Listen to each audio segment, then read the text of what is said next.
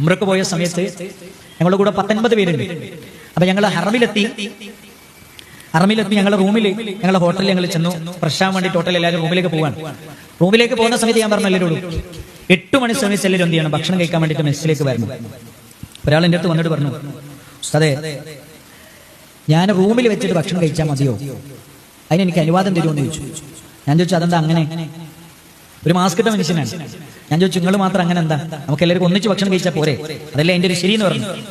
അങ്ങനെ മൂപ്പര് എന്ത് ചെയ്യുന്നു വെച്ചാൽ എൻ്റെ കൈ പിടിച്ചിട്ട് ഹോട്ടലിൻ്റെ ഒരു മൂലയിൽ കൊണ്ടുപോയിട്ട് മൂപ്പരെ മാസ്ക് അങ്ങോട്ട് ഊരി, മാസ്ക് ഊരിയിട്ട് വലതുഭാഗത്തെ കവിളിൽ ഒരു ബാൻഡേജ് ഒട്ടിച്ചിട്ടുണ്ട്. ഒട്ടിച്ച ബാൻഡേജ് ഊരിയിട്ട് എനിക്ക് കാണിച്ചു തന്നു. ക്യാൻസർ വന്നിട്ട് ഒരു ഭാഗം മുറിച്ചെടുത്തതാണ്. അദ്ദേഹം പറയാണ്, ഞാൻ ഭക്ഷണം കഴിക്കുമ്പോൾ ഭക്ഷണം തൊണ്ടയിൽ നിന്ന് ഇറങ്ങാതാകുമ്പോൾ ഞാൻ വെള്ളം കുടിക്കുമ്പോൾ ഭക്ഷണത്തിന്റെ അവശിഷ്ടം ഇങ്ങനെ ഒലിക്കും.